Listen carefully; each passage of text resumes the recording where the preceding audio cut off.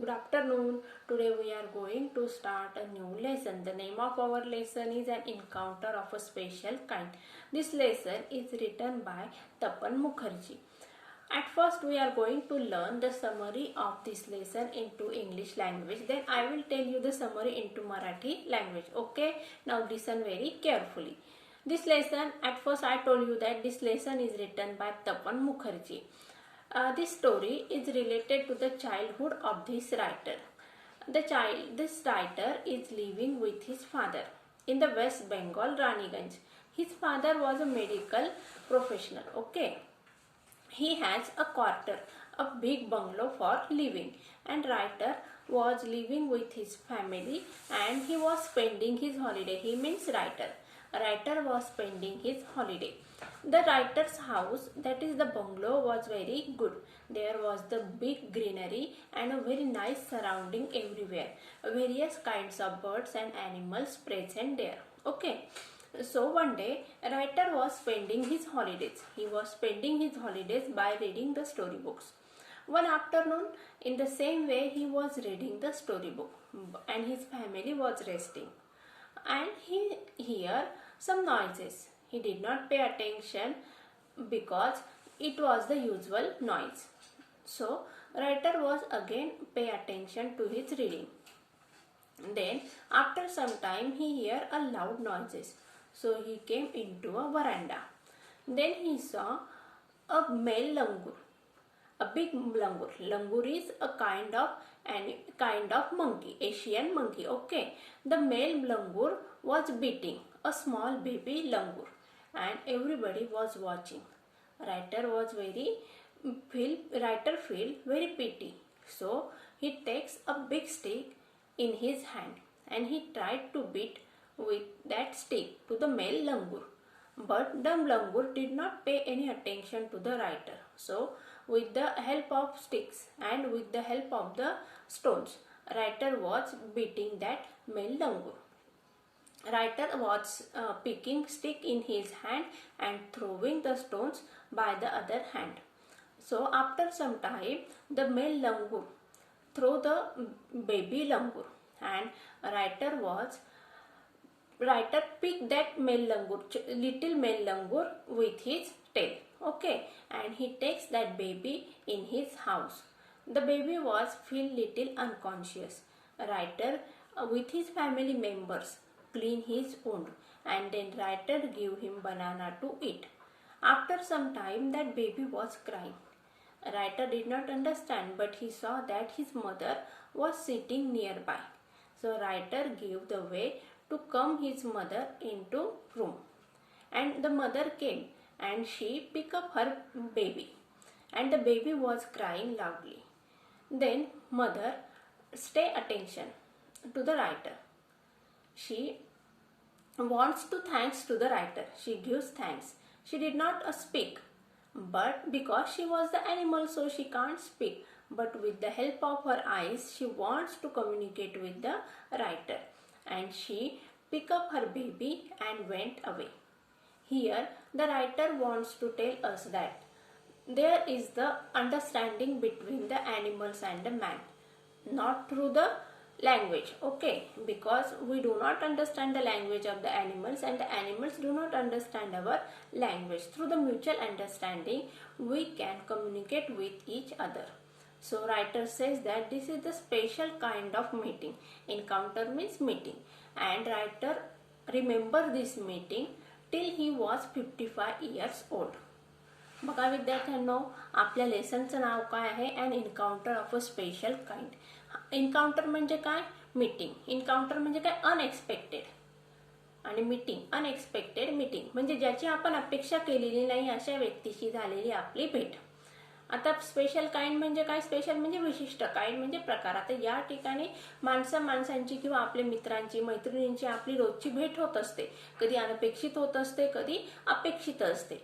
पण या ठिकाणी स्पेशल काइंड म्हणजे काय? विशिष्ट जमातीची. आता विशिष्ट जमात कोणती आहे? मग रायटर म्हणजे ह्युमन बीइंग, आणि male langur, baby langur and his mother means animal. Okay, आता या ठिकाणी बघूया आपण तपन मुखर्जी हे लहान असताना त्यांच्या बालपणाचा एक अनुभव त्यांनी आपल्याला या ठिकाणी सांगितलेला आहे. फ्लॅशबॅक मेथडचा वापर करण्यात आलेला आहे. रायटरने आपल्याला त्यांच्या लहानपणाचा एक अनुभव आपल्या समोर मांडलेला आहे. या ठिकाणी रायटर लहान असताना ते उत्तर प्रदेशमधील राणीगंज या शहरामध्ये राहत होते. रायटरचे जे वडील आहेत ते व्यवसायाने मेडिकल प्रोफेशनमध्ये होते. वैद्यकीय क्षेत्रामध्ये रायटरचे वडील कार्यरत होते. मग त्या ठिकाणी बघा रायटर पण त्यांच्या फॅमिली बरोबर त्या ठिकाणी त्या बंगलोज म्हणजे एक मोठ्या बंगल्यामध्ये रायटर त्या ठिकाणी राहत असे. आणि त्या ठिकाणी आजूबाजूला खूप छान अशी हिरवळ होती, झाडं झुडपं होती व वेगवेगळ्या प्रकारचे प्राणी त्या ठिकाणी निवासित होती. म्हणजे त्या ठिकाणी वेगवेगळ्या प्रकारचे प्राणी सुद्धा राहायची. मग एके दिवशी दुपारी रायटरला बघा या ठिकाणी आपल्याला ज्याप्रमाणे दिवाळीच्या सुट्ट्या असतात, उन्हाळ्याच्या सुट्ट्या असतात, त्याप्रमाणे पश्चिम प्रदेश नाही, पश्चिम बंगाल या राज्यामध्ये सुद्धा ज्याप्रमाणे आपल्याकडे गणपतीसाठी आपल्याला सुट्टी दिली जाते त्याप्रमाणे त्या ठिकाणी नवरात्रीसाठी सुट्टी दिली जात असते. मग रायटर आपले हॉलिडेज एन्जॉय करत असतं. आता हॉलिडेज तुमच्या सगळ्यांसाठी कसं असतं, आनंदाची गोष्ट असते, कारण का शाळा नसते, अभ्यास नसते, परीक्षा नसते, क्लासेस नसतात, कुठल्याही प्रकारचं टेन्शन नसतं. आणि त्याचबरोबर मम्मीची कटकट पण नसते, लवकर उठ, क्लासला जायचंय, शाळेला जायचं, अभ्यास करायचा, मॅडम रागवतील, अशा प्रकारे कुठल्याही प्रकारची कटकट टेन्शन नसल्यामुळे रायटर पण आनंदाने आपले हॉलिडेज म्हणजे आपल्या ज्या सुट्ट्या होत्या त्यांचा मनसोक्त आनंद लुटत होता. मग आता रायटर आनंद लुटत होता म्हणजे काय करायचं, मग आता ज्याप्रमाणे तुम्ही बघा मोबाईलमध्ये गेम खेळतात, टीव्ही बघतात, त्याप्रमाणे रायटरचं त्या ठिकाणी एन्जॉयमेंटचं साधन काय होतं, रीडिंग. मग रायटरला पुस्तकं वाचायला खूप आवडायची. आता दुपारची वेळ होती. आता सगळेजणांनी काय केली होती, वामकुक्षी घेतलेली होती, म्हणजे सगळेजण थोडा वेळ शांत निवांत झोपलेले होते.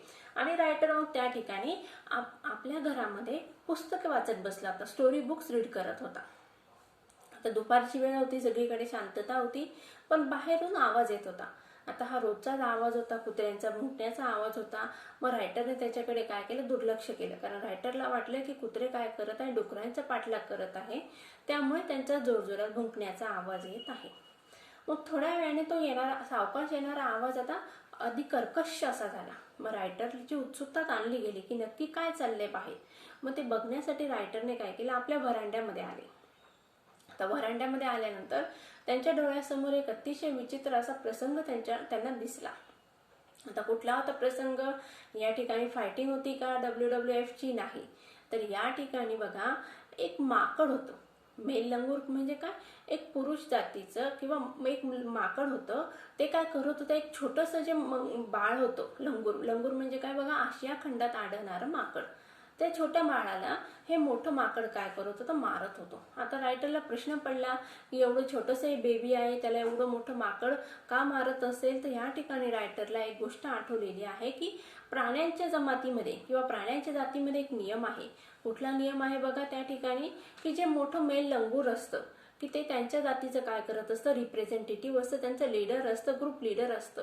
मग आता या ठिकाणी भावी लीडर होऊ नये म्हणून ते काय करतात बघा, जो लीडर असतो तो काय करतो, भावी लीडर किंवा आपला कोणी रिप्रेझेंटेटिव्ह आपल्या पाठीमागून नको पाहिजे म्हणून तो त्या ठिकाणी त्या छोट्याशा बाळाला काय करत होता, मारत होता. आणि इतक्या प्रचंड प्रमाणात मारत होता की त्याने फक्त त्याचा जीव घ्यायचं बाकी ठेवलेलं होतं.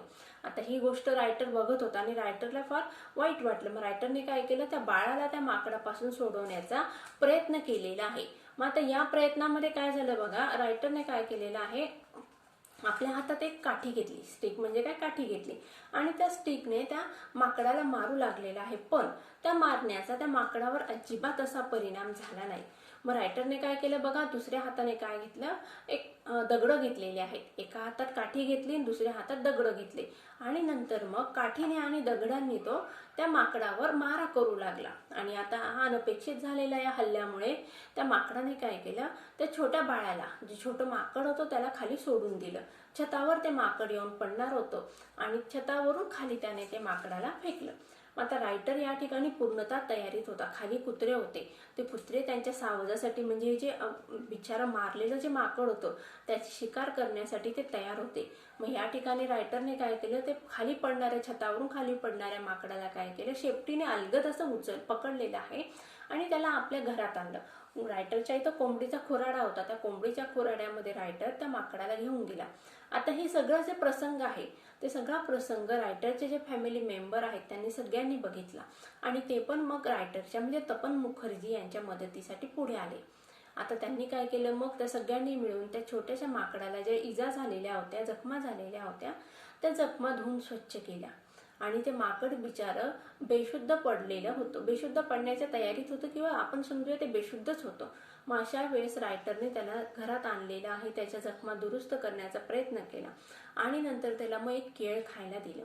आता ते बिचारं माकड इतकं घाबरलेलं होतं की ते केळ सुद्धा खाताना घाबरत होतं आणि त्याच्या डोळ्यातून मग अचानक त्या माकडाच्या डोळ्यातून अश्रू येऊ लागले. रायटरला लक्षातच येईना की हे माकड कशासाठी रडत आहे. मग त्या ठिकाणी रायटरला लक्षात आलं की त्याची जी आई आहे ती एका ठिकाणी व्हरांड्यात बसून ही सगळी गंमत बघत आहे की रायटर काय काय करत आहे. मग रायटरने काय केलं बघा, त्या माकडाच्या त्या बाळाच्या आईला माकडीला आत येऊ देण्यासाठी जागा दिली आणि नंतर मग ती माकडी आत आली आणि तिने आपल्या बाळाला छातीशी घट्ट कुरवाळलं आणि मग ते बाळ अजून रडायला लागलेलं आहे. आईने आपल्या बाळाला कुठं कुठं लागलं ते बघितलेलं आहे आणि मग थोडा वेळ तिने आपल्या बाळाच्या जखमा बघितल्या, बाळाला जवळ घेतलेलं आहे आणि नंतर मग ती रायटरकडे बघायला लागली. आता तिचं रायटरकडे बघण्यामागचा उद्देश म्हणजे काय, कृतज्ञता व्यक्त करणे. आता बघा, माकड हे बोलू शकत होतं का? नाही. मग आपल्या डोळ्यातून तिच्या ज्या काही भावना होत्या, आपल्या मुलाला वाचवण्याबद्दलच्या ज्या काही तिच्या भावना होत्या, त्या भावना तिने तिच्या डोळ्यातून त्या व्यक्त करण्याचा प्रयत्न केलेला आहे. तिने रायटरला धन्यवाद देण्याचा प्रयत्न केलेला आहे आणि नंतर मग ती आपल्या बाळाला घेऊन ज्या ठिकाणी ते माकड असेल, म्हणजे जे मोठं माकड होतं ते माकड नसेल त्या दिशेने ती आपल्या बाळाला घेऊन निघून गेली. आता रायटर जरी 55 वर्षाचे झाले तरी त्यांना आपल्या आयुष्यातील हा प्रसंग आठवत आहे, कारण या ठिकाणी रायटरने सांगितलेलं आहे की बघा, आपण फक्त माणसांमध्ये कम्युनिकेशन म्हणजे संवाद असतो, तो पण आता दुर्मिळ होत चाललेला आहे. मोबाईलच्या युगामध्ये, व्हॉट्सअप फेसबुकच्या जमान्यामध्ये बघा, आपल्या कुटुंबातील लोकांशी संवाद पाहिजे तेवढा राहिलेला नाहीये. मग आता या ठिकाणी रायटरला सांगायचंय की माणसांमध्ये संवाद भाषेच्या माध्यमातून होऊ शकतो, पण इंटरस्पेसिस कम्युनिकेशन म्हणजे काय, मानव सोडून इतर जमातीमध्ये जो काही संवाद आहे, आता मानवाची भाषा सगळ्यांना येते असं आहे का? नाही. आणि दुसऱ्यांची भाषा मानवाला समजते का? नाही. तर मग या ठिकाणी म्युच्युअल अंडरस्टँडिंग म्हणजे काय, आता आपल्या दोघांमध्ये म्हणजे मानव आणि प्राण्यामध्ये असलेलं मौखिक काय सामंजस्य, यांच्या आधारावर आपण काय करू शकतो, एकमेकांना समजून घेऊ शकतो. मग या ठिकाणी रायटरने सांगितलेले की हा एक स्पेशल असा म्हणजे एक विशिष्ट, मला आपण म्हणू शकूया यादगार असा हा प्रसंग होता की जो रायटरने अजूनपर्यंत त्याच्या स्मरणात आहे आणि रायटरने त्या मेमरीज, त्याच्या ज्या स्मृती आहेत या आपल्या पाठाच्या माध्यमातून आपल्या समोर मांडण्याचा प्रयत्न केलेला आहे. चला तर मग विद्यार्थ्यांनो, आता आपण टेक्स्टबुक मधील लेसनला सुरुवात करूया. प्रत्येकाने पुस्तक ओपन करायचं आहे आणि लाईन बाय लाईन मी वाचणार आहे, प्रत्येकाने लक्ष द्यायचंय. काढा पेज नंबर 8 काढा. लेसनचं नाव काय आपल्या, an encounter of a special kind. Encounter म्हणजे काय, मग लिहून घ्या त्या ठिकाणी, अनएक्सपेक्टेड मीटिंग. काय सांगितलं मी एन्काउंटरचा अर्थ, अनएक्सपेक्टेड मीटिंग. अनएक्सपेक्टेड म्हणजे काय, ज्याची आपण कल्पना केलेली नव्हती अशी. मीटिंग म्हणजे काय, गाठभेट. आलं लक्षात. एन्काउंटर म्हणजे अनएक्सपेक्टेड मीटिंग. चला लक्ष द्या, मी वाचत आहे, सगळ्यांनी नीट लक्ष द्यायचं आहे. My father was a medical professional working for a private company in Raniganj in waste Bengal. आता या ठिकाणी रायटर आपल्याशी कम्युनिकेशन किंवा संवाद साधण्याचा प्रयत्न करत आहे. आता या ठिकाणी वेगवेगळे कॅरेक्टर्स आहेत का? नाही. तर या ठिकाणी मेन कॅरेक्टर रायटर स्वतः आहे आणि इतर उप कॅरेक्टर्स मग रायटरने आपल्याला जशी जशी घटना किंवा स्टोरी पुढे सरकत जाते तसे ते कॅरेक्टर सांगण्याचा प्रयत्न केलेला आहे. My father was a medical professional working for a private company in Raniganj in waste Bengal. आता रायटरने पहिल्या लाईनमध्ये आपली फॅमिली बॅकग्राऊंड किंवा वडिलांबद्दलची इन्फॉर्मेशन सांगितलेली आहे. कुठं राहत होते, वडील काय होते, मेडिकल प्रोफेशनल म्हणजे काय, वैद्यकीय क्षेत्र. आता रायटरचे जे वडील होते, लेखकाचे तपन मुखर्जी यांचे वडील कुठं कार्यरत होते, मग कुठं काम करत होते, सर्व्हिस कुठं करत होते, ते वैद्यकीय क्षेत्रामध्ये ते कार्य करत होते. For a private company, private म्हणजे काय, गव्हर्नमेंटची नसणारी. आले लक्षात. Private company in Raniganj, Raniganj या शहरामध्ये. आता राणीगंज कुठं आलंय, हे वेस्ट बेंगॉलमध्ये. या ठिकाणी रायटरचे वडील कार्यरत होते. व्यवसाय कुठला, मेडिकल प्रोफेशन. आले लक्षात. बघूया पुढे. The officers of the company were house in individual bungalows. Inside a large campus. Officers म्हणजे काय, मोठे मोठे जे अधिकारी होते त्यांना काय केलेलं होतं, मग कंपनीने राहण्यासाठी, निवास करण्यासाठी मोठे मोठे असे बंगले दिलेले होते. The officers of the company were house. Were house म्हणजे काय, वेअर लिव्हिंग. कुठं राहत होते बघा ते, इन इंडिव्हिज्युअल. इंडिव्हिज्युअल म्हणजे काय, प्रत्येकासाठी वैयक्तिक असं स्पेशल असं. Individual bungalows. बंगलोज म्हणजे मोठमोठे असे घर. माहिती तुम्हाला सगळ्यांना बंगलोज म्हणजे काय. Inside a large campus. Large campus म्हणजे काय, आजूबाजूचा जो परिसर होता तो भला मोठा होता आणि त्या भल्या मोठ्या परिसरामध्ये वैद्यकीय क्षेत्रातील जे अधिकारी होते त्या अधिकाऱ्यांना राहण्यासाठी मोठे मोठे असे बंगले देण्यात आलेले होते. आल्या लक्षात इथपर्यंत. पुढे बघूया. Our house was in a corner of the campus. मग आता त्या कॅम्पसमध्ये रायटरने काय सांगितलेलं आहे, आमचं हाऊस कुठं होतं, एका टोकाला होतं. त्या मोठ्या कॅम्पसमध्ये आमचं घर, माझा बंगला कुठं होता, एका टोकाला होता. The officers club was adjacent to the boundary wall of our garden. मग आता बघा, तो मोठा कॅम्पस होता, त्या ठिकाणी कोण राहत होते, वैद्यकीय क्षेत्रातील अधिकारी राहत होते, त्यांच्यासाठी मोठे मोठे बंगले होते. आता त्या परिसरामध्ये रायटरचा जो बंगला होता तो एका कोपऱ्याला होता. कॉर्नर म्हणजे काय, कोपरा. मग आता या त्या बंगल्याच्या एका कोपऱ्याला काय बघा, एका टोकाला काय, ऑफिसर्स क्लब. आता त्या बंगल्याच्या एका टोकाला काय सांगितलंय त्या ठिकाणी रायटरने, the officers club was adjacent to the boundary wall of our garden. म्हणजेच रायटरचा जो बंगला होता त्या बंगल्याभोवती जे काय गार्डन होतं त्या गार्डनच्या ॲडजंट म्हणजे काय, नियर बाय, त्याच्या जवळ काय होतं, मग ऑफिसर्स क्लब होतं. The compound was luxurious with green grass.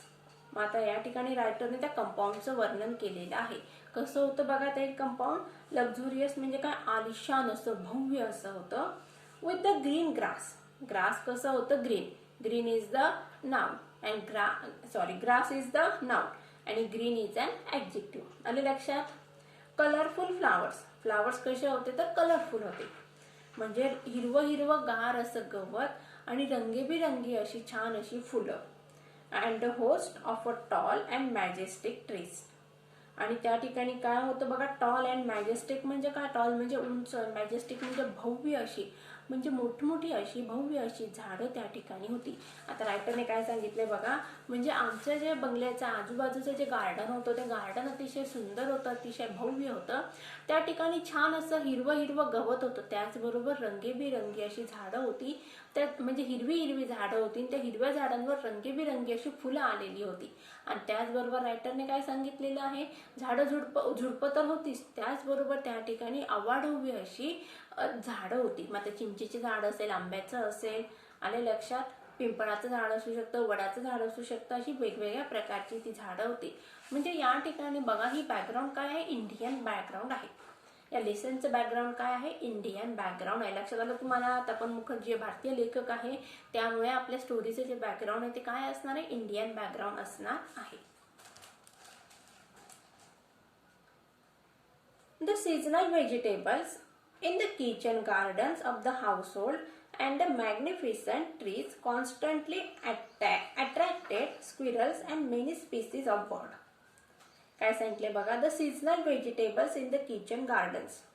आता किचन गार्डन म्हणजे काय बघा, आता हे जे मोठे मोठे बंगले आहेत त्या बंगल्यांचं जे बंगल्यांच्या मध्ये जे कंपाऊंड वॉल असते त्या ठिकाणी काय केलेलं असतं, किचन गार्डन म्हणजे आपल्या घरापुरतं वैयक्तिक कारणासाठी त्यांनी काय केलं असतं, भाजीपाला लावलेला असतो. म्हणजे बाजारात जाऊन भाजीपाला आणण्याची गरज नसते, त्या ठिकाणी त्यांनी त्यांच्या स्वतःसाठी भाजीपाल्याची लागवड केलेली असते. त्याला काय म्हणायचं, मग किचन गार्डन. आलं लक्षात. किचन म्हणजे स्वयंपाकगृह आणि गार्डन म्हणजे बगीचा. मग काय म्हणायचं, स्वयंपाकघराच्या पुढे असलेला बगीचा का नाही, तर मग आपल्या स्वतःसाठी लावलेलं असं गार्डन, त्या ठिकाणी भाजीपाला पिकवला जात असतो. समजलं किचन गार्डनची concept. Kitchen gardens of the households and the magnificent trees. Magnificent म्हणजे काय, भव्य अशी, ट्रीज म्हणजे झाडं. कॉन्स्टंटली अट्रॅक्टेड म्हणजे काय, आकर्षित करीत होते. कॉन्स्टंटली म्हणजे काय, सातत्याने. कोणाला बघा, स्क्विरल्स तुम्हाला सगळ्यांना माहिती आहे, खारुताई. आणि काय सांगितले अजून, and many species of birds, आणि वेगवेगळ्या जातीचे असे पक्षी, म्हणजे पोपट असतील, चिमणी असतील, कावळे असतील, कबूतर असतील, असे वेगवेगळे असे पक्षी, खारुताई त्या ठिकाणी वास्तव्यात होते. A group of langurs had even made their den in an astava tree nearby. बघा काय सांगितलं या ठिकाणी रायटरने काय सांगितलं की पक्षी राहत होते, वेगवेगळ्या जातीचे पक्षी राहत होते आणि त्याचबरोबर माकडं सुद्धा राहत होते. कुठं राहत होते बघा? A group of langurs. Group म्हणजे काय? समूहाने. लंगूर्स म्हणजे काय? माकड. Even made their den. Den म्हणजे काय? राहण्यासाठी त्यांची जागा, घर त्यांचं. इन अन अस्तवा ट्री नियरबाय म्हणजे या ठिकाणी पिंपळाचं झाड. They had all become a part and parcel of our existence and daily life. आणि ते सगळे काय होते बघा? पार्ट अँड पार्सल म्हणजे काय? म्हणजे महत्वाचा भाग होते. म्हणजे रायटरच्या आजूबाजूला जे काही गार्डन आहे ते गार्डन आणि त्याच्या भोवती त्यामध्ये त्या झाडांवर राहणारे पशु पक्षी प्राणी हे रायटरच्या जीवनाचा एक भाग बनलेले होते. आता या ठिकाणी आपण पहिल्या पॅसेज मधील ग्रामरचे वाक्य बघूया.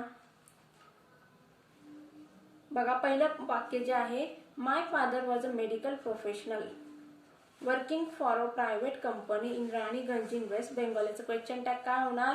Wasn't he. लक्षात आलं? वाक्य जशाला तसं लिहायचं, कॉमा करायचं आणि क्वेश्चन टॅग काय होणार? Wasn't he. पुढचं वाक्य, our house was in a corner of the campus. Our house was in the corner of the campus. आता या ठिकाणी मी कॉर्नर ऑफ द कॅम्पस याला जर अंडरलाईन केली आणि फ्रेम अ WH क्वेश्चन म्हटलं तर मग काय लिहिणार तुम्ही? Our house was in a corner of the campus. Underline कशाला करायला सांगितली मी? Corner of the campus. Where did our house was. काय होणार प्रश्न? Where did our house was. Okay, मग काय लिहायचं? Our house was in a corner of a campus. Where was our house. काय प्रश्न बनणार? Where was our house. आले लक्षात? The officers club was adjacent to the boundary wall of our garden. आता बघूया आपण अजून ग्रामरचे वाक्य मी बघते. लक्ष द्या.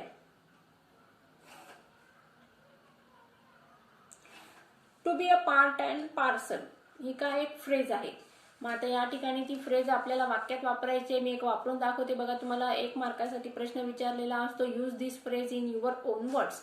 मग to be a part and parcel म्हणजे चा भाग असणे. मग आता या ठिकाणी मी ही फ्रेज आपल्याला वाक्यात वापरून दाखवत आहे. Traditions and rituals are the part and parcel of our life. काय सांगितलं बघा मी? Traditions and rituals are the part and parcels of our daily life. ही काय झाली? फ्रेज मी तुम्हाला वाक्यात वापरून दाखवलेली आहे. बघा मग आता पहिल्या पॅसेजची समरी काय येणार आहे? रायटर्स फादर कोण आहे? मेडिकल प्रोफेशन मध्ये ते कार्यरत आहेत. ते कुठं राहतात? बंगल्यामध्ये राहतात. आणि ते कुठं आहे सध्या कार्यरत? कुठं होते मग? राणीगंज. राणीगंज कुठं आलं? वेस्ट बेंगॉलमध्ये आलं. त्यांचा एक काय आहे? बंगला आहे. ते ज्या ठिकाणी ऑफिसमध्ये होते त्या ऑफिसमध्ये लोकांनी म्हणजे ऑफिसच्या मालकाने त्यांना काय केलं तर राहण्यासाठी जागा दिलेली होती. ती जागा म्हणजे काय होती? एक बंगला होता. तो बंगला अतिशय सुंदर होता. त्याच्या अवतीभोवती छान असं गार्डन होतं. त्या गार्डनमध्ये रंगीबिरंगी फुलं होती, मोठमोठी अशी झाडं होती आणि त्या झाडांवर काय होतं मग? वेगवेगळ्या प्रकारचे पक्षी आणि प्राणी निवासाला होती म्हणजे वास्तव्याला होती. इथपर्यंत सगळ्यांना समजलं असेल. हा आपला पहिला पॅसेज झालेला आहे. चला मग आता दुसरा पॅसेज बघूया. A small incident on a Saturday afternoon left a profound effect on me and unfolded before my eyes a whole new dimension to the wonders of God's creation. काय म्हटलंय बघा? A small incident. स्मॉल म्हणजे एक छोटासा, incident म्हणजे काय? प्रसंग. On a Saturday afternoon. कधी झाला होता? शनिवारी. वेळ कोणती होती? दुपारची. दिवस होता शनिवार, वेळ होती दुपारची. मग रायटरने काय सांगितलेले? एका शनिवारी दुपारच्या वेळी एक स्मॉल म्हणजे छोटासा असा प्रसंग घडलेला आहे आणि त्या प्रसंगाने काय केलं तर लेफ्ट अ प्रोफाउंड. प्रोफाउंड म्हणजे काय? अतिशय म्हणजे भरपूर असा भयानक असा प्रभाव. इफेक्ट म्हणजे काय? परिणाम. मोठा असा परिणाम ऑन मी. ऑन मी म्हणजे मी नाही तर रायटर. या ठिकाणी आपल्याशी कोण बोलत आहे? रायटर बोलत आहे. मग रायटर सांगत आहे की माझ्या आयुष्यावर खूप प्रभाव पडलेला आहे एका प्रसंगाचा आणि तो प्रसंग कधी झाला होता? मग शनिवारी दुपारी झालेला होता. and unfolded before my eyes a whole new dimensions to the wonders of the God's creation. Unfold, fold म्हणजे काय बघा, आता हे फोल्ड केले मी पुस्तक, याला काय म्हणायचं फोल्ड, आणि अनफोल्ड म्हणजे काय, मग हे असं केलं, याला काय म्हणायचं मग अनफोल्ड. अनफोल्डेड म्हणजे काय, मग मोकळं केलेलं आहे, ओपन केलेलं आहे. बिफोर माय आईज म्हणजे माझ्या डोळ्यासमोर तो प्रसंग पूर्णतः मोकळा झालेला आहे किंवा माझ्यासमोर तो प्रस्तुत झालेला आहे, विस्तृत झालेला आहे. A whole new dimension, whole म्हणजे काय संपूर्ण, न्यू म्हणजे नवीन, डायमेन्शन्स म्हणजे काय बघा, न्यू डायमेन्शन्स म्हणजे काय, न्यू फॅक्टर, वेगवेगळे घटक, विविध असे वेगवेगळे घटक. To the wonders of the God's creation, wonders म्हणजे काय आश्चर्य, गॉड्स क्रिएशन म्हणजे काय देवाचे, देवाने जे काही वेगवेगळ्या गोष्टी निर्माण केलेल्या आहे त्या वेगवेगळ्या गोष्टींमधील एक असं आश्चर्य माझ्यासमोर उलगडलेलं आहे असं रायटरने या ठिकाणी आपल्याला सांगितलेलं आहे. म्हणजे या ठिकाणी रायटरने काय सांगितलं, एका शनिवारी दुपारच्या वेळी माझ्यासोबत एक प्रसंग घडलेला आहे आणि त्या प्रसंगाचा परिणाम माझ्यावर झालेला आहे, कारण त्या प्रसंगामुळे मला एक गोष्ट लक्षात आली की देवाने जे वेगवेगळे घटक किंवा गोष्टी किंवा वस्तू प्राणी निर्माण केलेले आहेत, वेगवेगळे प्राणी निर्माण केलेले आहेत, त्यांच्यामधलं आश्चर्य मला या ठिकाणी लक्षात आलेलं आहे. It was a few days into the puja vacation. It was a few days. Puja vacation बघा, मी आत्ता सांगितलं होतं ज्याप्रमाणे आपल्याला दिवाळीच्या सुट्ट्या असतात त्याप्रमाणे आता या ठिकाणी वेस्ट बेंगॉलमध्ये, पश्चिम बंगालमध्ये त्यांना नवरात्रीसाठी, दुर्गापूजेसाठी, नवरात्री नाही सॉरी दुर्गापूजा, त्या ठिकाणी काय म्हटलं जात असतं त्याला, दुर्गापूजा, दुर्गापूजेसाठी त्यांना सुट्ट्या दिलेल्या असतात. Few days into the puja vacation, just like for any other child. मग आता बाकीच्या मुलांसारखंच. The holidays provided an opportunity for me to become engrossed in various magazines and storybooks published specially for children in the festive season. आता या ठिकाणी रायटरने काय सांगितलेलं आहे, पूजेच्या सुट्ट्या होत्या म्हणजे दुर्गा पूजेसाठीच्या आम्हाला सुट्ट्या दिलेल्या होत्या आणि त्या सुट्ट्यांचा मी काय करत होतो, आनंद घेत होतो. आता बाकीचे जे माझ्या वयासारखे मुलं असतील ते मुलं ज्याप्रमाणे पुस्तकं वाचत होते त्याप्रमाणे मी पण पुस्तकं वाचत होतो. आता लाईन बाय लाईन बघूया. It was a few days into the puja vacation, just like for any other child. बाकीच्या मुलांसारखंच. The holidays provided an opportunity. Holidays म्हणजे काय, सुट्ट्या. त्यांनी काय केलं, provided an opportunity, मला एक संधी दिलेली आहे. To become engrossed. To engross means त्यात गुंतले जाणे. In various magazines, वेगवेगळ्या प्रकारचे मॅगझिन्स, आणि स्टोरी बुक्स म्हणजे गोष्टीचे पुस्तकं. Publish specially for the children, आणि ते कोणासाठी पब्लिश झालेले होते, पब्लिश म्हणजे प्रकाशित होणे, स्पेशली म्हणजे विशेषतः मुलांसाठी प्रकाशित झालेले पुस्तकं, सुट्ट्यांसाठी मुलांसाठी प्रकाशित झालेले पुस्तकं वाचण्यामध्ये मी गुंगून गेलेलो होतो. या ठिकाणी रायटरने काय सांगितलेलं आहे सेकंड पॅसेजमध्ये, माझ्या आयुष्यामध्ये एक असा प्रसंग घडलेला आहे की त्या प्रसंगामुळे त्या प्रसंगाची छाप माझ्या आयुष्यावर किंवा मनावर कायमस्वरूपी राहणार आहे. कारण त्या ठिकाणी रायटरला लक्षात आलं की देवाने जी सृष्टी निर्माण केलेली आहे त्यामधलं एक एक जातीचं किंवा प्राण्यांचं, पशुचं, पक्ष्यांचं एक आश्चर्य माझ्या डोळ्यासमोर उलगडलेलं आहे. मग आता हे आश्चर्य सांगण्यापूर्वी रायटरने आपल्याला बॅकग्राऊंड किंवा पार्श्वभूमी सांगितलेली आहे की दुपारची वेळ होती आणि मी काय करत होतो, पुस्तक वाचत होतो. कारण का, माझ्या शाळेला सुट्ट्या होत्या, दुर्गापूजेच्या सुट्ट्या होत्या आणि मी त्यामुळे बाकीच्या मुलांसारखंच मी पण काय करत होतो, मॅगझिन्स आणि स्टोरी बुक्स रीड करत होतो. अशा प्रकारे विद्यार्थ्यांनो आज आपण सेकंड पॅसेज कंप्लीट केलेला आहे कुठल्या लेसनचा, and encounter of a special kind. आता येणाऱ्या पुढच्या लेक्चरमध्ये आपल्याला लेसनचा पुढचा पार्ट कंप्लीट करायचा आहे. तोपर्यंत टेक केअर.